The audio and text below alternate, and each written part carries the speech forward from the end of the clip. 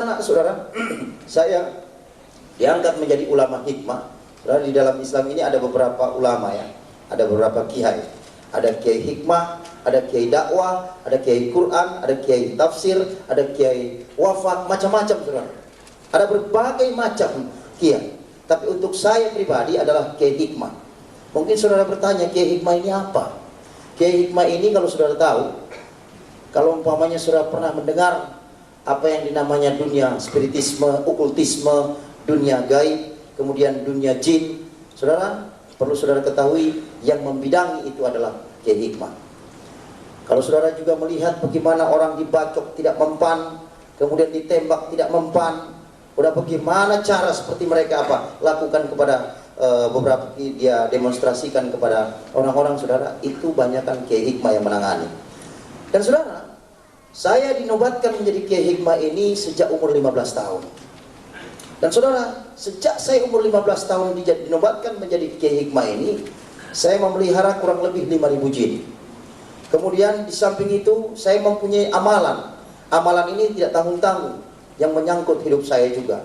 Sebelum umur 40 tahun, kami tidak boleh menikah lebih dulu. Kemudian di samping itu, ada berbagai disiplin. Setiap tahunnya kami harus sisihkan waktu kami 4 bulan untuk semedi. Dan saudara, kebiasaan saya melakukan semedi ini kalau tidak di Mekah, di masjid tua, atau tidak di makam-makam wali. Tapi entah kenapa tahun 1996 saya digerakkan hati saya untuk bertirakat di satu masjid terbesar di Asia Tenggara. Adapun masjid itu adalah Masjid Istiqlal di Jakarta. Dan saya menempati di lantai 2. Saudara, baru berjalan waktu itu 2 bulan saya lakukan tirakat ini, saya jalankan semedi ini. Tiba-tiba saudara, ada seorang satpam yang datang kepada saya dan mengemukakan masalahnya. Dia kata, "Pak Kiai, saya mau minta bantuan sama Bapak." "Bantuan apa?" saya bilang. "Saya ini sedang gerakan," saya bilang. "Sebenarnya tidak bisa diganggu." Tapi dia bilang, "Ini penting sekali. Ini masalah masjid." "Oh baik." Dia bilang, "Apa itu masalahnya?" Ada selama 2 minggu saya ini sekarang ini menjadi bulan-bulanan dari seorang anak muda yang berilmu sakti. Beliau ada di lantai bawah. Terus saya bilang, "Kenapa?" "Kami dari pimpinan kami ditugaskan setiap waktu-waktu sholat kami harus bertebaran di masjid ini. Kami harus bangunkan orang-orang yang tidur, orang yang duduk-duduk, untuk mereka berkumpul di lantai 2 ini untuk melakukan sholat berjemaah. Tetapi pada waktu saya mau membangunkan seorang anak muda yang sedang tidur, dalam jarak 2 meter saya dekati anak muda ini, saya sudah tidak bisa dekati dia lagi. Bahkan saya paksakan dengan ilmu saya untuk bisa membangunkan anak muda ini, malah saya terlempar jauh. Dan ini sudah berlangsung kurang lebih 2 minggu.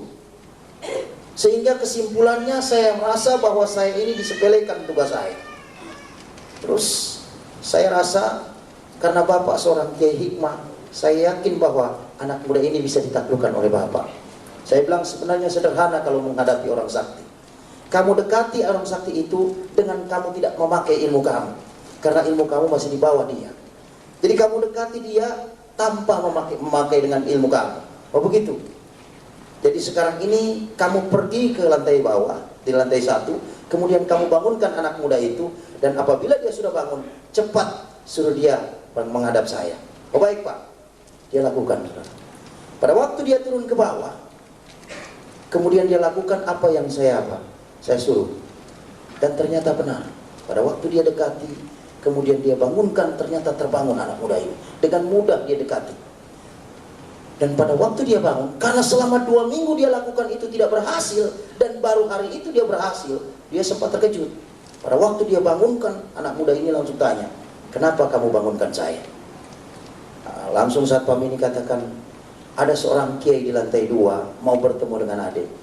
Mari saya antarkan adik ke lantai 2. Tanpa panjang omong lagi, anak muda langsung katakan, "Baik, antarkan saya ke lantai 2.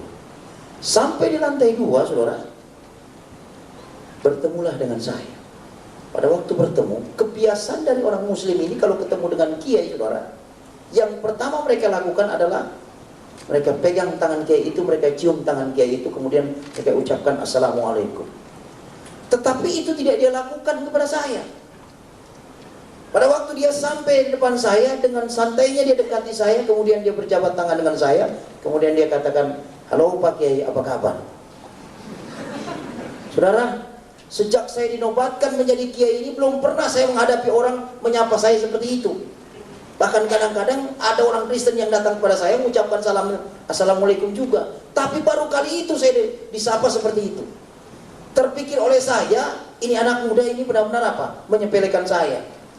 Dan saya mempunyai pemikiran mungkin karena ilmunya lebih tinggi dari saya. Jadi saya pikir, oh, tidak jadi masalah. Pada waktu dia duduk, langsung saya tegur. "Anak muda, saya boleh tanya, siapa nama kamu?" Anak muda ini langsung katakan, "Pak Kiai, nama saya ini Alfian. Konon saya dengar dari seorang satpam yang antar kamu tadi." Saya bilang, "Kamu katanya memiliki ilmu yang sakti." Di luar dugaan saudara. Apa jawab anak muda ini? "Pak Kiai, bukan saya yang berilmu sakti, tetapi Yesus yang ada dalam diri saya yang memiliki kesaktian itu." Pada waktu dia ngomong Yesus, saudara, saya sempat terkejut. "Apa kamu bilang Yesus?" Saya bilang, "Ya. Bahkan kehidupan saya ini Pak Kiai, bukan saya lagi, tetapi Yesus yang ada dalam diri saya." Lebih aneh lagi saya. Langsung saya pikir, kalau begitu kamu ini orang Nasrani.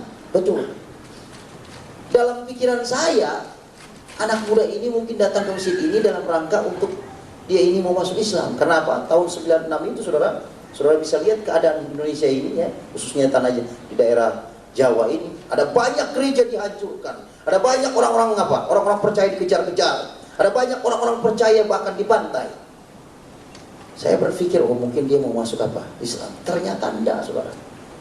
Pada waktu saya tanyakan dia, "Alfian, kamu ini seorang Nasrani, tapi kok kenapa kamu ini tinggal di dalam masjid?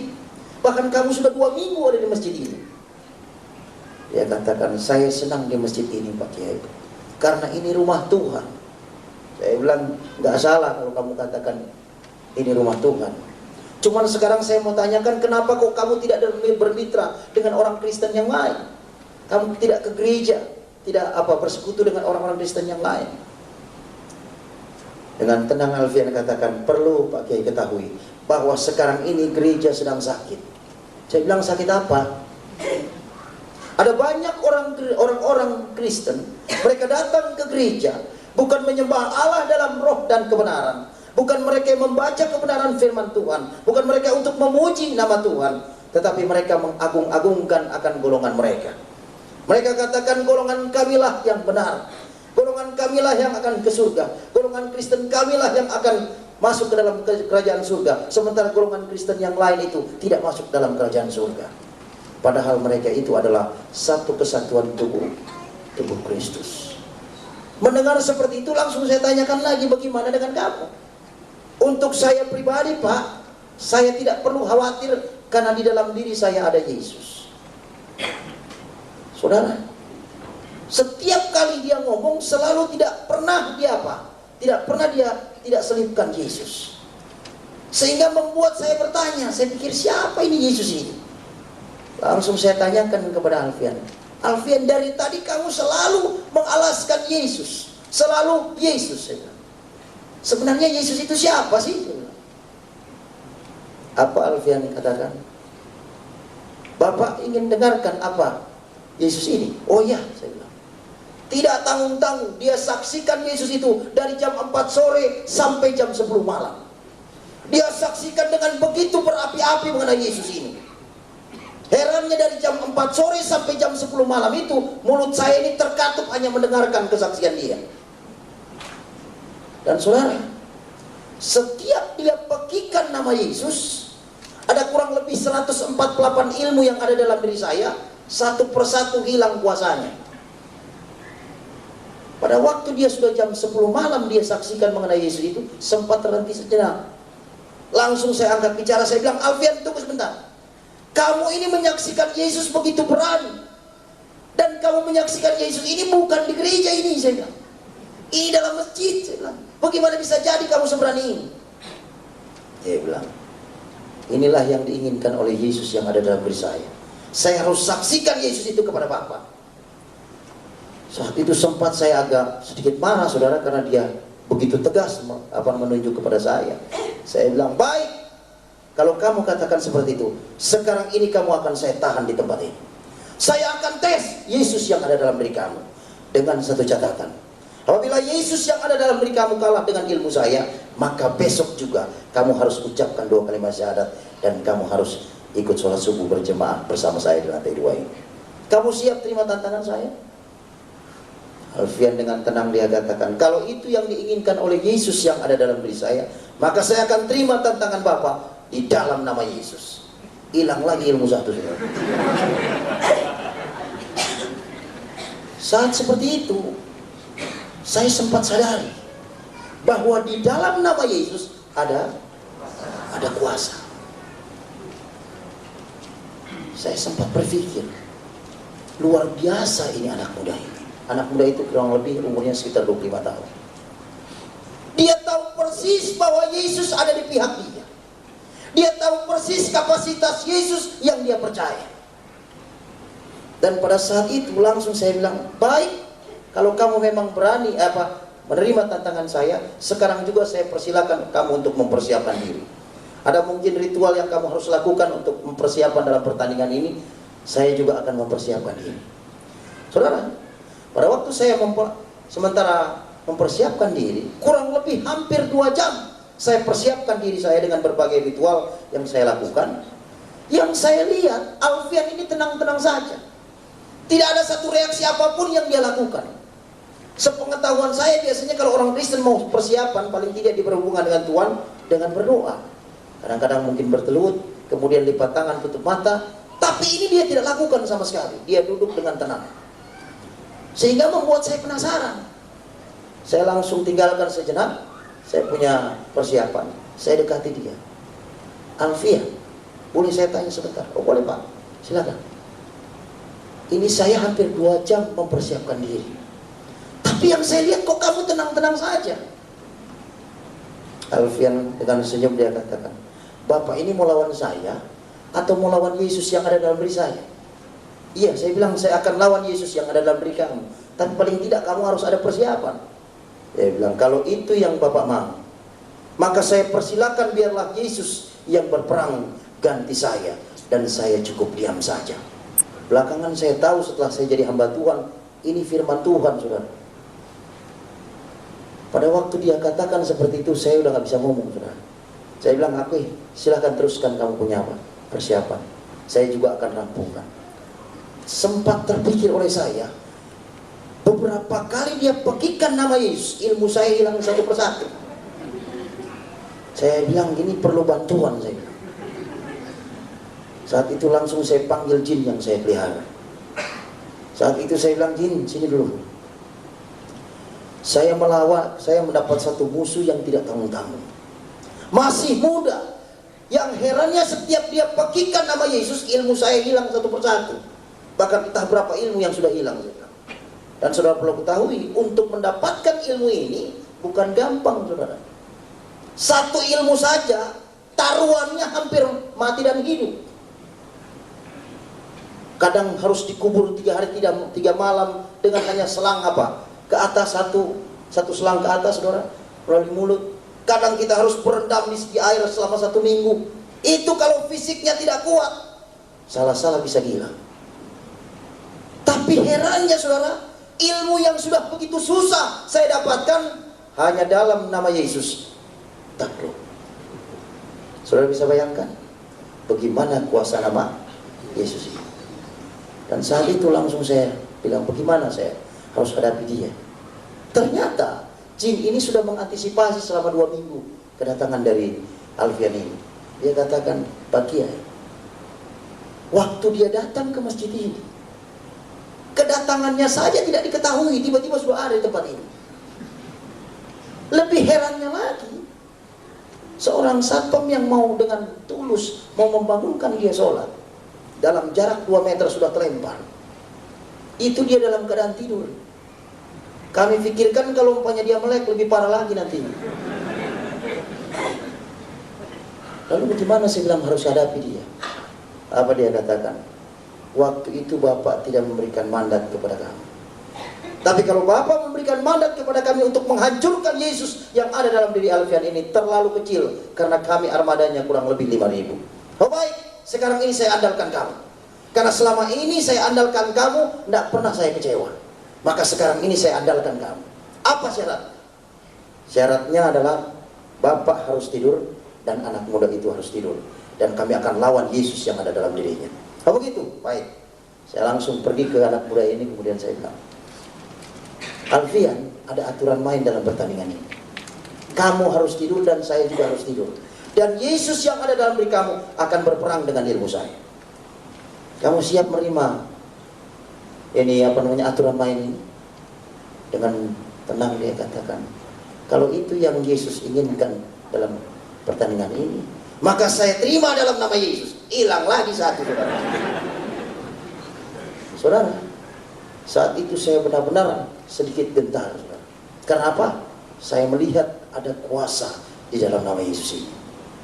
Tapi saat itu saya tidak hiraukan, karena saya tahu persis ada backing saya. Saat itu langsung saya bilang, baik Alfian, sekarang ini kita akan mulai. Tepat jam 12 malam. Saat itu saya berikan tempat dia, kemudian saya juga tidak berapa jauh. Kami bersama berdampingan saat itu tidurnya. Sebelum dia tidur, dia minta satu syarat. Pak, saya minta satu syarat. Kalau Bapak banyak syarat, saya satu syarat aja. Apa itu? Saya bilang, apabila Yesus yang ada dalam diri saya menang atas ilmu Bapak, maka besok juga Bapak harus mengenal Yesus secara pribadi. Siapa? Saya sempat bingung, saudara. Ini ilmu sudah hilang. Saya pikir-pikir, ini kalau umpamanya saya bilang iya, repot juga kalau nggak ada backing. Tapi saya ingat backing saya. Baik, saya bilang saya akan terima. Ada keberanian setelah saya punya backing. Kenapa, saudara? Saat itu kami tidur. Jam 2.30, di antara setengah sadar dan setengah bermimpi, saya menyanyikan satu lagu. Saudara, yang namanya Kiai Hikmah ini banyak aturannya. Jangankan sampai nyanyi, bersiul saja sudah haram hukumnya, apalagi nyanyi. Apalagi nari-nari, saudara. Waduh, lebih parah lagi itu, lebih haram lagi itu. Tapi justru itulah yang saya lakukan. Roh Kudus bekerja secara dahsyat dan ajaib di dalam hati saya saat itu. Kemudian dia wujudkan lewat pujian. Saat itu saya menyanyikan satu lagu. Lagu itu belum pernah saya dengar, saudara. Yang namanya kenal dengan orang Kristen aja termasuk tabu. Malah saya nyanyikan satu lagu. Lagu ini mungkin bagi saudara biasa, tapi bagi saya lagu ini luar biasa. Lagunya adalah Allah kuasa melakukan segala perkara. Saya nyanyikan lagu itu dari awal sampai akhir tanpa salah. Dan saya rasakan ada roh damai sejahtera merasuk dalam diri saya. Pada waktu roh damai sejahtera itu masuk dalam diri saya, langsung saya terkejut. Pada waktu saya terkejut, langsung saya ucapkan, astagfirullahaladzim, ada apa dalam diri saya ini? Kok bisanya saya nyanyi? Dan saat itu saya ambil mantra-mantra saya untuk saya keluarkan roh damai sejahtera itu. Karena roh damai sejahtera yang masuk dalam diri saya itu termasuk asing. Karena untuk orang-orang yang memiliki ilmu-ilmu kanuragan, jarang sekali ada damai sejahtera. Yang ada selalu waspada. Mau apa? Jangan-jangan ada musuh. Jadi saat itu saya bergumul untuk mengeluarkan roh damai sejahtera itu. Tapi dengan berbagai mantra yang saya lakukan, tetap tidak keluar. Di saat saya bergumul, Alfian yang ada di samping saya ini terbangun, rupanya terusik. Pada waktu dia terbangun, dia lihat dengan tajam mata saya. Dan dia tersenyum. Langsung dia ulurkan tangannya. Dia bilang, Pak, selamat Pak. Saya bilang, kenapa kamu katakan selamat kepada saya? Ternyata Yesus yang ada dalam diri saya ada juga dalam diri Bapak. Bagaimana bisa jadi kamu katakan itu? Tadi waktu saya tidur, saya sayup mendengar Bapak menyanyi.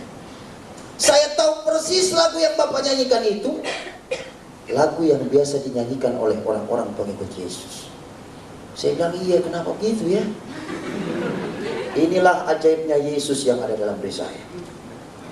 Saat itu saya sempat sadari, saya ini Kiai Haji, saya bilang, bagaimana bisa jadi saya ada Yesus, saya bilang, di dalam diri saya. Alfian, saya belum kalah. Nah, itu dengan tegas saya katakan, saya belum kalah. Alfian katakan, saya belum katakan Bapak kalah. Bahkan tidak pernah saya katakan Bapak itu kalah. Tapi yang saya katakan, Yesus sudah ada dalam diri Bapak. Herannya lagi saudara, jin yang siap membantu saya, yang siap menghancurkan Yesus, yang ada dalam diri Alfian ini, sampai sekarang ini nggak tahu kemana saudara. Dipanggil sudah tidak pernah datang, wujudnya tidak pernah saya lihat, suaranya pun tidak pernah saya dengar lagi. Ternyata apabila terang itu datang, gelap itu akan pergi.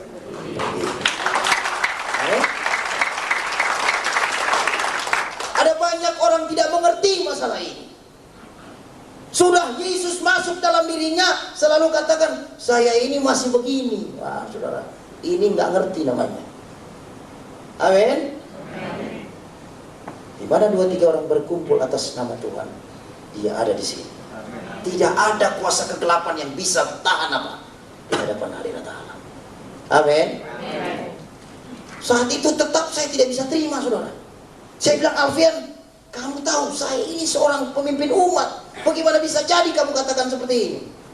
Ya, dia bilang, kalau Yesus sudah ada dalam diri Bapa, Dia sudah berkenan dalam hidup Bapa, Dia tidak akan keluar sampai kapanpun. Lebih bingung lagi saya. Dia bilang, ini gimana kalau begini? Tapi tetap saya tidak bisa terima. Di saat mana setiap kali saya bergumul terus untuk mengeluarkan roh damai sejahtera itu, tepat jam 4.30, setengah 5, azan subuh berkumandang. Saya bilang, Alfian, saya langsung potong cerita. Saya bilang, Alfian, sekarang ini udah sholat subuh. Saya bilang, saya harus pimpin sholat subuh di tempat ini. Kamu mau ikut atau enggak? Alfian katakan, tinggalkan saya di tempat ini bersama dengan Yesus. Silahkan kalau Bapak mau memimpin sholat subuh. Saat itu langsung saya bergegas meninggalkan dia, dan saya memimpin sholat subuh. Karena mujizat pertama saya abaikan, mujizat kedua Tuhan kerjakan. Tidak tanggung-tanggung ini saudara. Pada waktu saya memimpin sholat subuh, kebiasaan kami di akhir dari sholat subuh, di akhir dari setiap sholat, itu kami mengucapkan 2 kalimat syahadat. Dan sejak saya waktu kecil sampai saya umur 34 waktu itu, yang namanya mengucapkan 2 kalimat syahadat itu belum pernah salah saudara. Tapi tanggal 10 Oktober tahun 1996, jam 5.30, setengah 6, saya ucapkan syahadat ini yang lain daripada lain saudara. Syahadat yang luar biasa. Yang saya ucapkan seperti ini, asyhadu alla ilaha illallah wa Isa ruhullah. Aku bersaksi bahwa tidak Tuhan selain Allah, Isa adalah rohnya Allah. Saya bilang, ini salah. Saya langsung apa? Saya ulangi lagi. 2 kali tetap seperti itu, 3 kali tetap seperti itu, sampai 7 kali tetap seperti itu. Saya bilang, bagaimana bisa jadi seperti ini? Saya ulangi sekali lagi, tetap seperti itu, sampai jemaat yang di belakang sudah mulai bingung. Ini imam kok amin amin? Karena lisan itu saudara, kami ucapkan secara perlahan, tidak terdengar dengan orang di belakangnya. Jadi hanya kami dengan Tuhan yang tahu. Saat itu saya bergumul terus, karena apa? Saya harus perbaiki syahadat itu. Karena apa? Apabila syahadat itu tidak benar, maka sholat itu tidak sah. Jadi saya tetap bergumul untuk apa? Memperbaiki syahadat itu. Tapi tetap seperti itu. Baru saya ingat, apa kata Alfian? Bahwa di dalam diri saya sudah ada Yesus. Entah bagaimana saudara, pikiran saya itu langsung dijamah Tuhan. Saat itu langsung saya pasrah. Dan saya ucapkan di pengimaman itu, Yesus atau Isa Al-Masih, apabila Engkau Tuhan dan Allahku yang harus aku sembah mulai saat ini, dan mulai saat ini aku ikrarkan di hadapanmu bahwa Engkaulah juru selamat pribadiku. Di saat mana saya lakukan itu saudara, ada sukacita besar yang masuk dalam diri saya. Saya rasa begitu luar biasa saat itu. Saya sukacita, ada damai sejahtera, karena saya sudah izinkan itu masuk dalam diri saya. Dan apa saudara? Saya saking sukacitanya, saya udah lupa mau mengulangi lagi. Langsung saya ucapkan salam kiri kanan, berjabat tangan dengan jemaat, langsung saya bergegas menemui Alfian. Saking sukacitanya, pikir saya Alfian ini sudah pergi. Ternyata masih ada di tempat itu. Pada waktu dia ada di tempat itu, saya langsung rangkul dia. Kemudian saya bilang, Alfian, Ternyata Yesus yang kamu sebut-sebut dari kemarin sore, jam 4 sore itu sampai jam 3 tadi pagi, ternyata dia itu Allah sendiri. Apa kata Alfian? Dari kemarin juga saya udah bilang itu. Kenapa Bapak tidak percaya? Saya bilang, inilah waktu Tuhan untuk saya, Alfian. Inilah waktu Tuhan untuk saya. Sekarang saya mau tanya pada kamu. Menurut kitab kami, bahwa Nasrani dan Yahudi atau Kristen ini terbagi atas 77 golongan. Dan hanya satu yang diterima di sisi Allah.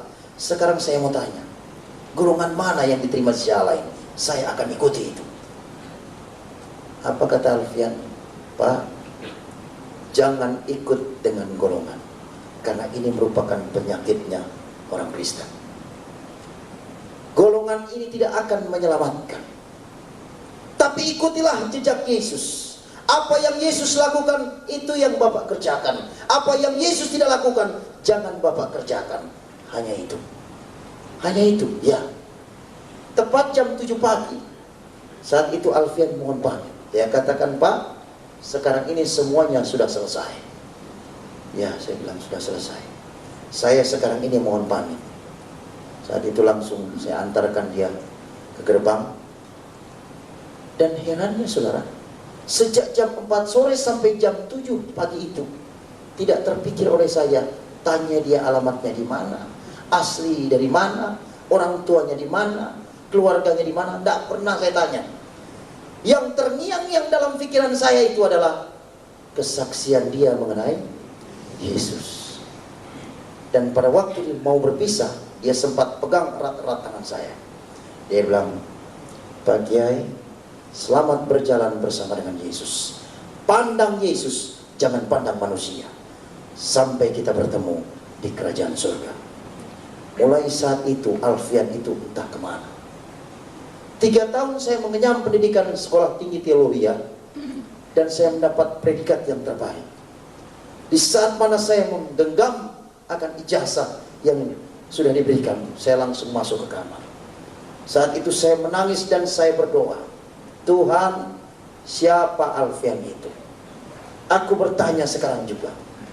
Dia telah perkenalkan aku dengan Engkau, dan sekarang ini Engkau telah memilih aku menjadi hamba-Mu. Sekarang ini aku bertanya kepadamu, siapa Alfian itu? Dan apa saudara? Jawab Tuhan lewat doa. Daud, aku kirimkan malaikatku untuk menyelamatkan jiwamu dari api neraka. Saudara, untuk seorang yang banyak melukai hati Tuhan, ternyata jiwanya masih berharga di mata Tuhan. Tapi untuk mengenal Yesus ini bukan berarti tanpa harga, saudara. Ada harga besar yang harus saya bayar. Saya harus diusir dari umat yang saya pimpin. Saya harus apa? Melepaskan semua atribut dunia saya. Saya harus lepas dengan kawan saya yang paling akrab, yaitu jin. Ya, itu saya punya kawan akrab sudah sejak saya umur 15 tahun. Lebih parahnya lagi, orang tua yang justru mengandung saya dan melahirkan saya tidak mengakui lagi saya sebagai anak. Pahit saudara. Tetapi puji Tuhan, Yesus katakan dalam Matius pasal 11. Saudara bisa lihat ini, saudara. Matius pasal 11